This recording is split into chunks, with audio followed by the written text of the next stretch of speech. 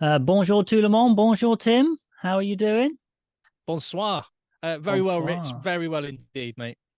Fantastic. Now, Um, Tim's doing us a big favor here today, guys. He's joining us from his camper van by the looks of it. since that first weekend, when England beat Argentina, it's been dubbed the George Ford Nugget, and it's taken me from Marseille to Nice, back to Marseille to Lyon to Paris, back to Lyon, and I'm in Marseille again. So, Wow. yeah, I've racked up some miles, but it's been a wild journey.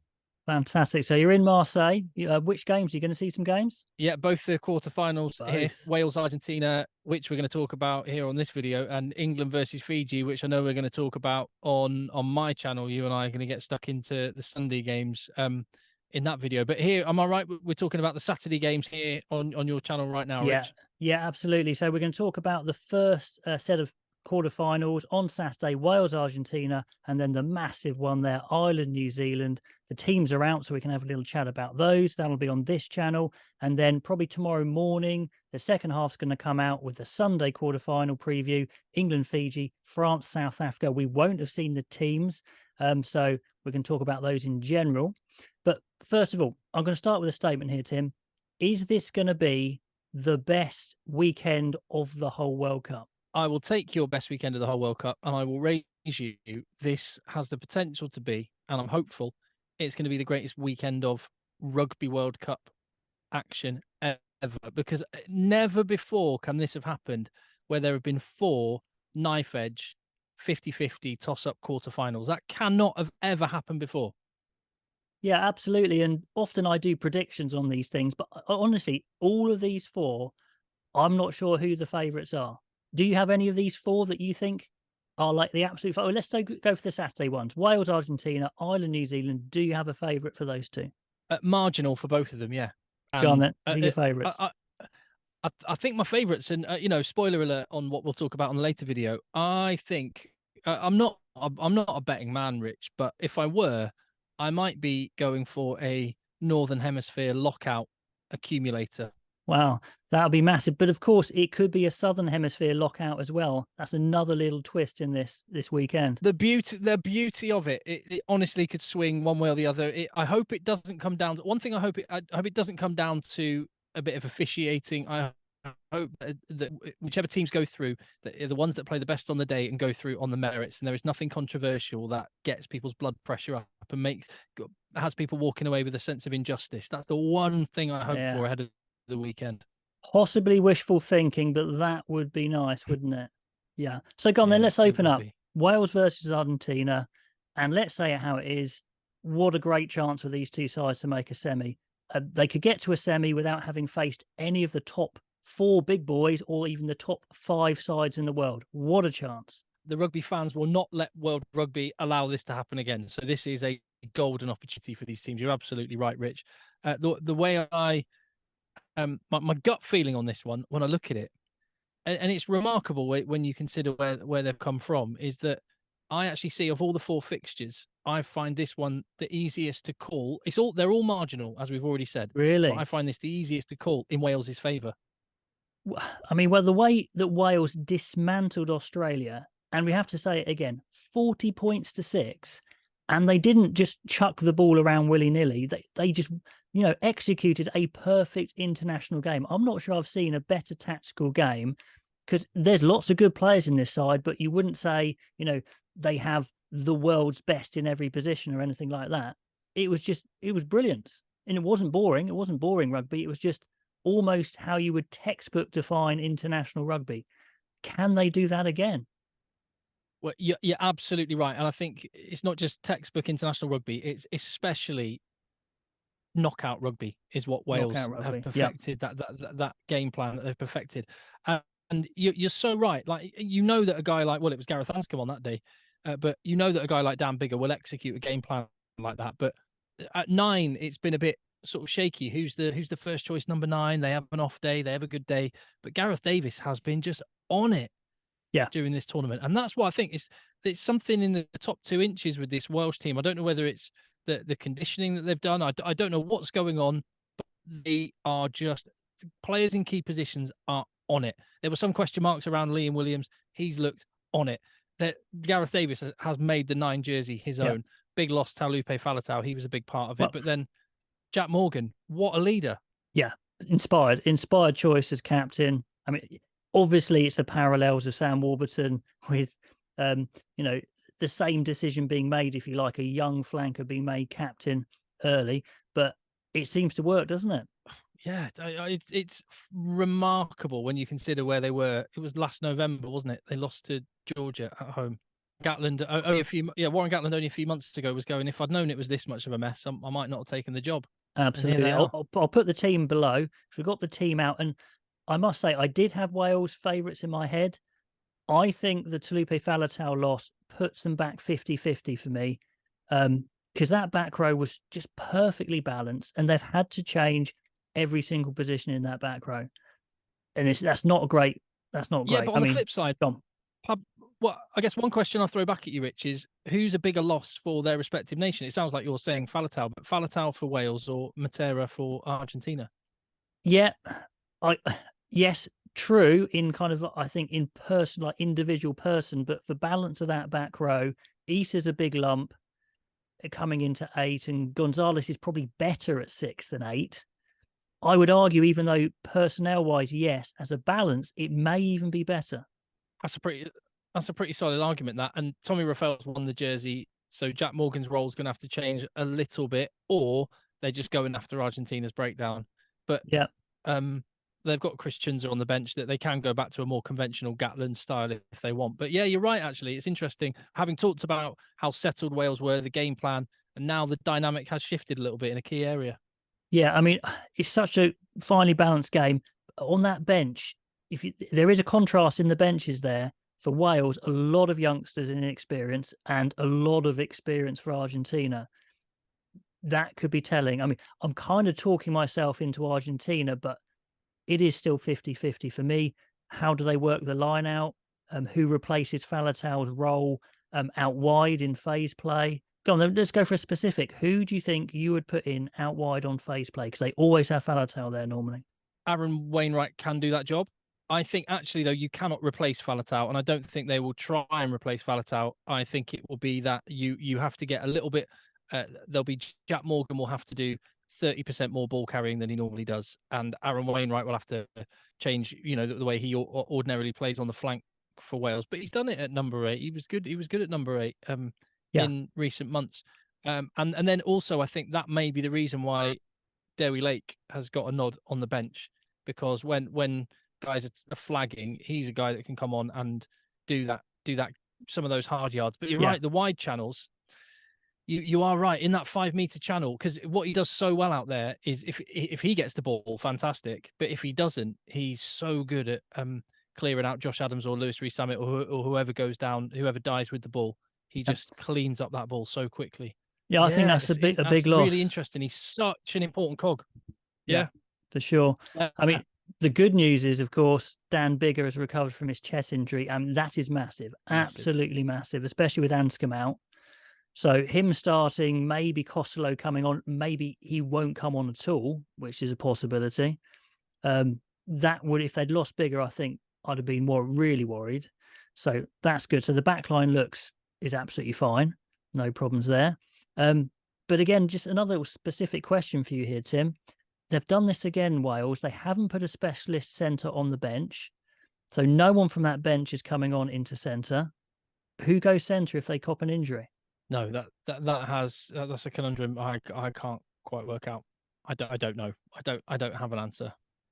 I can only think it's Bigger to 12 and Costello to 10, unless they put Adams there and he was a disaster the first time they tried that. So just a couple of questions I got in my head about Wales. Just make me a little bit worried for them. The bench coming on, youngsters, could be great, not quite sure. And then question marks over injuries, back row balance. But I still think it's 50-50. Any comments on the Argentinian side, Tim? Yeah, well, I think you've already mentioned how important Dan Bigger is, and I'm such a big Santi Carreras fan. I watch a lot of the Premiership, and he can do things that other people cannot do on a rugby field. Do you mean Mateo Carreras? He kind of does it. Oh, well, obviously he can, but Santiago Carreras, to tell me, make me clarify which one. Yeah. Santiago Carreras at 10, opposite Dan Bigger. He's a little bit of the he's got a little bit of the Ben Youngs about him, and I don't mean his style of play in the sense that he can be world class one game in 4. Yeah, yeah, absolutely. And Argentina need him to be world class if they're going to win this game. Yeah, I mean they got the break glass in case of emergency Nicolas Sanchez on the bench, but he's not going to be doing. It may be too late. It may be too late by the time they hit that glass. Exactly. So we will see. I mean, Wales have been very, very low error, which I think's been impressive. Argentina, I'd say maybe a little bit more on the error prone. I don't know if you agree with that statement. Yeah, 100%. One of the games I went to in St. Etienne was Argentina v Samoa, and I was so disappointed in that match. Both sides were really poor, and Argentina just gave away so many penalties and just really stupid ones. So I think maybe and I also watched Argentina on the opening day against England in Marseille, and they were dreadful then as well. So maybe my attitude towards Argentina has been clouded by the 2 times that I've watched them, expecting to see the best side of them and seeing really the worst. But you can't argue. It was not a great Japan team that they beat, but they did put them away in the end. Yeah. But that was a great game. They're not. But we know they can be the team. We know that beat New Zealand in Christchurch. We know they can be that side. Yeah, absolutely. And that's my worry. I think for Wales, my worry is balance of the side, bench maybe. For Argentina, it's will they make a stack of mistakes? So you can look at it both ways, I think. So I'm still calling it 50-50. You're kind of pushing Wales still. Yeah. Yeah. Cool. I'm not confident, but I'm more confident about Wales than any other fixture. Yeah. Okay. So let's get on to the biggie here. Ireland, New Zealand, one of these sides is going home. I mean, for me, you keep watching Ireland and the amount that they defend and the mountain of work they go through, you think, oh, surely they can't do it again. But they have been doing it again and again and again. So can they do it one more time? Because New Zealand are going to be out for blood. That drubbing they got in New Zealand on the tour, that has hit them really hard. You're absolutely right. And you're so right as well. And when you look at the minutes played by players in teams in the World Cup, Ireland's players are comfortably in the top bunch of that list. Andy Farrell has put them out week after week, a lot of the frontline players, and they're going to go again, and they're expecting to go 3 more times. But you do wonder whether that fatigue set in tournaments over this bigger period. Maybe that's why they went a little bit light in the warm-up games. It is fascinating, isn't it? I mean, obviously you see it on the TV, and everyone's been talking about it, so it's no secret. But the support is incredible, and what's amazing is that the way the players, you could see them reacting to it at full time when the zombie song comes on, and they all just was stopped. You could see them stop, just looking around and soaking it in. And I know it's an intangible. I know it's only it may have a limited impact, but if you need any inspiration to go to a dark place when your body's telling you can't do it anymore, you're tired, just stop, then it's got to be a factor. Because it was honestly, you get out of the metro in Paris on last Saturday, it was like, are we in Dublin? It was insane. Everywhere you go was green. It is something. It feels like there's something very special bubbling. Well, let's delve into your experience a little bit, deviate a bit here, because from what I've been picking up, the crowds have been absolutely rocking. The kind of central-ish location of France to a lot of population centres seems to have got so many fans from so many countries. How has it felt to you? Has it felt like really special? When you're actually in the stadiums, yes, absolutely. The atmospheres are incredible. And the French public, I mean, there's no better country to host the World Cup at the moment, because this is a rugby mad country anyway, but the national team's doing really well. The public are inspired and they're coming out in force. There's every billboard is Antoine Dupont or Gregory Aldrit, or one of the stars, Penno. Every time you turn on the TV, every time you turn on the radio, I can't understand most of it, but I can hear they're talking about rugby, mainly Dupont. So it's fantastic. And then, like you say, that the fans that have travelled from whatever country it was, I thought the atmosphere in Marseille for Argentina, England was the best I've ever experienced. And then it went up another level when I saw South Africa v Ireland. It's been bonkers in every stadium. I will say that the stadiums are quite often out of town, so they're getting there and getting back can be a bit of a ball ache. But no one's getting their violin out for me for that. Don't worry. Yeah, absolutely. I mean, Ireland, New Zealand's in Paris. I think they said there were still tickets in the Marseille one, actually, so not quite as well crazy demanded. Well, but I mean, Ireland, New Zealand. We'll talk about it. We'll talk about the apathy towards England on the next video. Absolutely. I'll tell you what, because I made my two kind of worries about the teams in the first quarterfinal. I'll tell you my worries. So for Ireland, I mean, we're not Irish fans. We're not Irish. So we're just enjoying this experience. For Irish fans, the vibes I'm getting is they're nervous. I mean, they're confident, but they're just nervous because they know this is the best Irish team they've ever seen. They've repeatedly done it again and again and again in massive matches, but this is it. This is the time it matters. They either go through to a semi and would be favourites to make the final, or they go out at the quarters yet again. It just that nervous energy I feel from the fans, not from the players.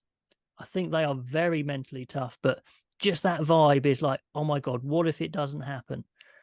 That's, and if that creeps into the players' heads, maybe if they're down a few points, I don't know, but goodness me, they've been working on their mental strength. So are they going to be tired from those pool games? Is it just going to be too much of an effort, maybe towards the end of the game? So that's my kind of thing on Ireland. For New Zealand, their trap that I've seen again and again is they are incredibly skillful, but occasionally I feel they just go for it a bit too much from dangerous positions, from deep, when they don't have to. If they play in the right areas, I think New Zealand are going to score tries. If they don't, Ireland are going to catch them. The turnover, Ireland have been unbelievable at turnovers. If they catch them high up the pitch, I think New Zealand are in trouble. Do you think New Zealand are going to carry on going for it and just backing their skill from everywhere? I hope not, from their point of view, because I totally agree with you. And I think their blueprint to win this game is the first match in the Rugby Championship against South Africa, when they employed a reasonable amount of kicking, which, France kick a lot, but they play a lot of great rugby as well. And New Zealand at their best kick a lot, but kick with great variety and kick intelligently and try and move that Irish defence about. And I think that is their blueprint for winning. And I think if they try and play too much from too deep, like you say, they're just going to walk straight into the trap and come off badly. I don't expect them to do that at all. I don't think they will do that. I think you'll see Bowden Barrett in the pocket with little crossfield pass kicks, little nudges through from Geordie Barrett. I think you're going to see all of those little tricks to try and shift Ireland around. And I think when New Zealand do that, then they've got such good rugby brains, every single one of them, 1 to 23, great rugby brains. I think that's their best chance of winning, and it will stress the Irish defence in a way that they need to. And as for the Irish worry, I just look at Andy Farrell and you're right about the fans and the fact that the semi-final, you should feel extremely confident about making a final, just ratchets up the pressure on this game, because this feels like we're in a final if we win this. Obviously, it feels exactly like that. Wales or Argentina. Yeah, this feels like a final, doesn't it? Absolutely. Yeah, but I'll tell you one thing so in the press conference after the game on Saturday against Scotland, when the attention turned to New Zealand and Andy Farrell was asked, right, New Zealand, what do you think? And he just smiled and said, this is living. This is what you want. And his mindset, I think, is the absolute bedrock of what makes those. You've already mentioned it. They do a lot of work on the mental side of it. And I think a massive amount of that comes down to Andy Farrell. And he just sets the tone. And he is just relishing the challenge. And it's how he was as a player at Wigan. He was the man of steel. From a very young age, he was just tough, and every challenge just rose to it. And I think he as a character is rubbing off massively on this Irish side. Yeah, and he's been saying it consistently, hasn't he? I like his psychological approach here. He's saying, this is pressure, but this is normal. This is good. This is how you should feel. It's all about perception. how do you perceive the pressure? Is it bring it on? We've done this before. We can cope. We're confident, or does it make you nervous? So, but he's been building this for ages. It's not just a new thing for the World Cup. No, 100%. And everything you hear the players say is that kind of like they're loving it. They want these games. They can't wait for the match. They're so excited to get out and test themselves. It's which is why I don't think that will be a factor. I think if there's any fragility psychologically, which I don't expect there to be from New Zealand, but I would see it coming from their side. Just maybe the panic when Ireland have them under pressure. Yeah, if Ireland get ahead, New Zealand maybe could just start feeling it a bit. We have seen it in the past. The good news for Ireland is they were sweating on a few players here. It's not been as bad as it could have been. They've got their first choice back three, which is fantastic because that could have been a problem, especially with the kicking battle. James Ryan is out. Okay, I think he may come back in if they make a semi-final. Henderson is very good replacement. Maybe you lose a tiny bit. I don't know. Bench wise though, McCarthy, that's a big call. Youngster coming in, replacing second row, but that's kind of their only worry, isn't it? The rest this is what the team they would have wanted to play. Yeah, they've been very fortunate, or whether their medical staff and their management of players is just really good. I don't know. You've got to have a bit of luck in there, but they have had relatively few injuries. They would have liked Robbie Henshaw available. Obviously, he's had rotten luck at World Cups, hasn't he? But he may yet come back into the fold. You're right. If there are key injuries, then there are some not untested, but much less experienced players that are coming on to replace them. Whereas I think New Zealand actually do have quite a bit of pedigree and experience to come off of their bench, not least a World Cup winner in Sam Whitelock and record test cap. In possession of the most test caps ever, Sam Whitelock, and also you got DMAC on the bench as well. No Cam Roigard is interesting for New Zealand. And what and have you been hearing about the disciplinary issue with Mark Talea? No. Tell me about that. Well, I don't know anything about it. I just assumed it was an injury, and I saw some things written and said that it was an injury because he's been really potent as an attacking force in the World Cup. Apparently, and I don't know, this is just a rumor at this stage, but that there's some sort of he broke team protocol, and that's the reason why Leicester Fainga'anuku is in, and Mark Talea is nowhere to be seen.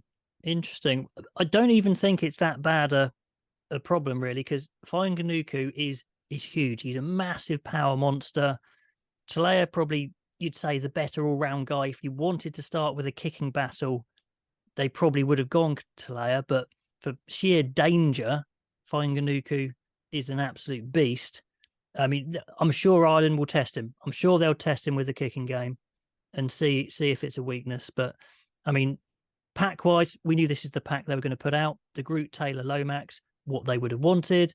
Retallick, Barrett, what they would have wanted. And Frizzell has come in and he has been the missing key that they need to allow Scott Barrett to play in the second row.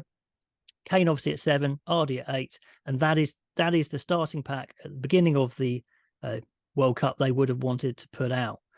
But yeah, the backs is the one that was interesting. Aaron Smith obviously was going to start, but they've been pushing Finlay Christie as the replacement 9 for a while now, so it's not a surprise, but Roigard is by far the more dangerous of the two coming off the bench. I know a lot of New Zealand fans are not happy that Christie is the number 2. Do you think it's a mistake? I mean, it could be. If New Zealand are ahead, then perhaps not. But if New Zealand need points, then absolutely yes. I was at the New Zealand-Uruguay game, and I will say that Cam Roigard, there was a few kicks and passes that were a little bit off in that game. But then he does some things which very few people can do.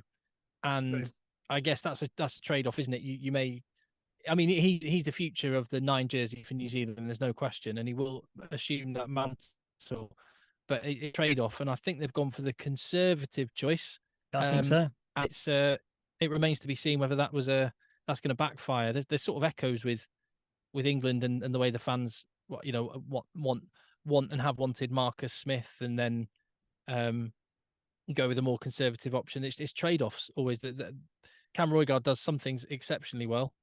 And some things there will be weaknesses as a consequence. But it just feels like off the bench, him and DMAC as a little combo coming off just adds so much energy and zip. Yeah, absolutely. If they're chasing the game, if they need a try, you'd probably want Roygaard, wouldn't you? Again, a couple of interesting choices in their replacements, their finishers. Dane Coles over Takeahu. I don't think Takeahu's injured, is he?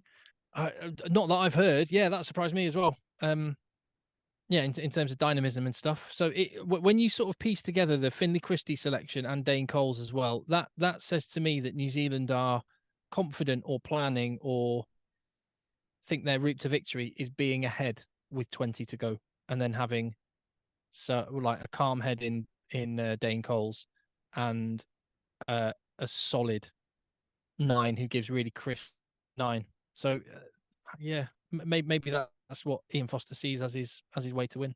Yeah, but it's good though. I'm really glad that Damien McKenzie is in the 23. It's almost impossible to wangle all three of those guys in. All the three playmakers, obviously Rich Mwanga, Bowden Barrett, and McKenzie, all deserving, I think, of a starting spot. But you just can't get them all in there. So, it's a shame, but I think that's the best compromise. And then the all-rounder Leonard Brown on the bench. So, I don't know. It's interesting, isn't it?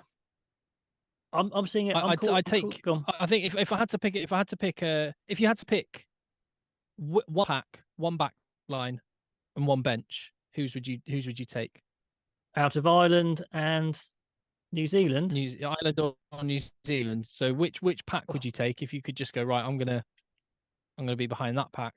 Oh God, I don't know. They're both really good. I'm probably Ireland's pack. I'm saying.